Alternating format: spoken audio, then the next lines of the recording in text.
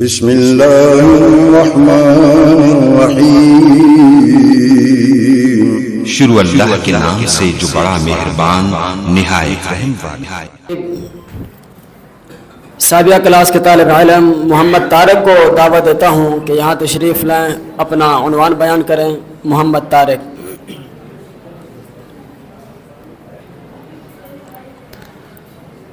السلام علیکم ورحمۃ اللہ وبرکاتہ۔ الحمد للہ رب العالمین والعاقبۃ للمتقین والصلاة والسلام علی رسولہ الکریم اما بعد۔ قال اللہ تبارک وتعالی فی القرآن المجید والفرقان الحمید وما امروا الا ليعبدوا الله مخلصين له الدين وقال النبي صلى الله عليه وسلم انما الاعمال بالنيات۔ تمام قسم کی حمد و ثنا اللہ مالک العلام ذوالجلال والاکرام کے لیے خاص ہیں۔ درود و سلام ہو امام الانبیاء جناب محمد الرسول اللہ صلی اللہ علیہ وسلم کی ذات اقدس و مطہر پر۔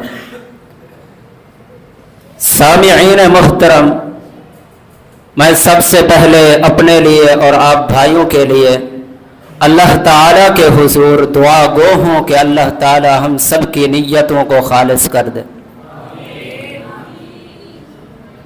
اس لیے کہ بہت بڑے محدث ہیں سعد بن عبداللہ التسری رحمۃ اللہ علیہ، وہ فرمایا کرتے تھے کہ لیس علی النفس شیء اشق من الاخلاص، کہ انسان دنیا میں جتنے بھی کام کرتا ہے سب سے مشکل ترین کام اپنی نیت کو خالص کرنا ہے۔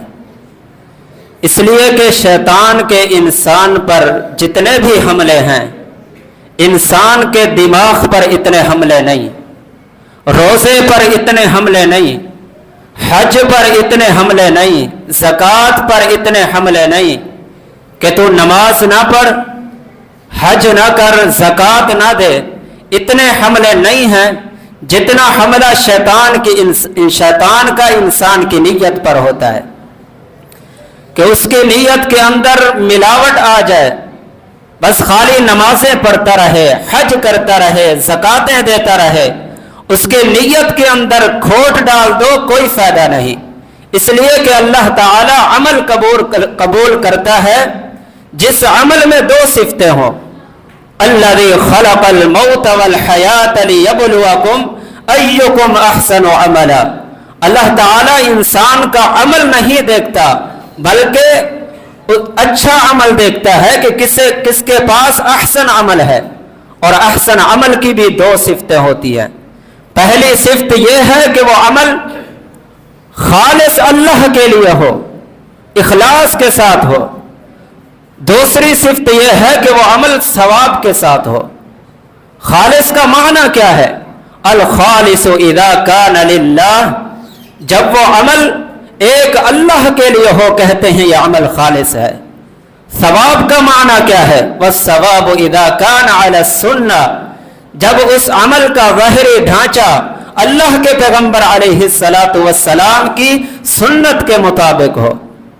آپ غور کریں، اس امت میں دو ایسے شخص ہیں، دو ایسے طبقے ہیں جن کو رب العالمین نے اس روئے زمین پر جنت کی بشارت دی۔ پہلا طبقہ، پہلا شخص کون ہے؟ پہلا شخص وہ ہے جس نے اللہ کے نبی علیہ السلام کو ایمان کی حالت میں دیکھا، جن کو صحابہ کا درجہ حاصل ہے۔ دوسرا شخص کون ہے؟ اللہ کے نبی علیہ السلام کا فرمان ہے من فارق الدنیا علی الاخلاص للہ وحدہ مات واللہ عنہ راض۔ دوسرا وہ شخص ہے جو دنیا میں جو بھی کام کرتا ہے وہ خالص اللہ کے لیے کرتا ہے، اخلاص کے ساتھ کرتا ہے۔ نمازیں پڑھی خالص اللہ کے لیے، حج کیا خالص اللہ کے لیے، زکوٰۃ دی خالص اللہ کے لیے، الغرض جتنی بھی عبادات کی مقصود صرف اللہ کی رضا تھی. فرمایا مات واللہ عنہ راضٍ، یہ شخص اس حالت میں فوت ہوتا ہے کہ اللہ اس سے راضی ہوتا ہے. پہلا طبقہ صحابہ اکرام رضوان اللہ علیہم اجمعین کا، وہ جن خوش نصیبوں کو حاصل ہو گیا. اس دوسرے طبقے میں شامل ہونے کے لیے ہماری دعا بھی ہونی چاہیے اور ہمارے جو بھی امور ہیں وہ اللہ کے لیے ہونے چاہیے، خالص اخلاص کے ساتھ ہونے چاہیے، کیونکہ اللہ تعالیٰ کا فرمان ہے الا للہ الدین الخالص. اور پیغمبر علیہ الصلوۃ والسلام کا بھی فرمان ہے ان اللہ لا يقبل من العمل ما كان له، ان اللہ لا يقبل من العمل خالصا وابتغي به وجهه. اللہ تعالی عمل قبول نہیں کرتا مگر وہ عمل جو اللہ کی رضا کے لیے ہو، اور نیت کے بھی کچھ مراتب ہوتے ہیں. اس لیے عبداللہ بن مبارک رحمہ اللہ فرمایا کرتے تھے رب عمل صغیر تعذبہ النیہ، کبھی ایسا بھی ہوتا ہے کہ نیکی بہت بڑی ہوتی ہے، نیکی بہت چھوٹی ہوتی ہے لیکن نیت کی وجہ سے بہت بڑی بن جاتی ہے. وَرُبَّ عَمَلٍ كَبِيرٍ تُصَغِّرُهُ النِّيَّةُ، اور کبھی نیکی بہت بڑی ہوتی ہے لیکن نیت کی وجہ سے چھوٹی ہو جاتی ہے. اللہ تعالی ہم سب کی نیتوں کو خالص کر دے. آمین. وآخر دعوانا ان الحمد للہ.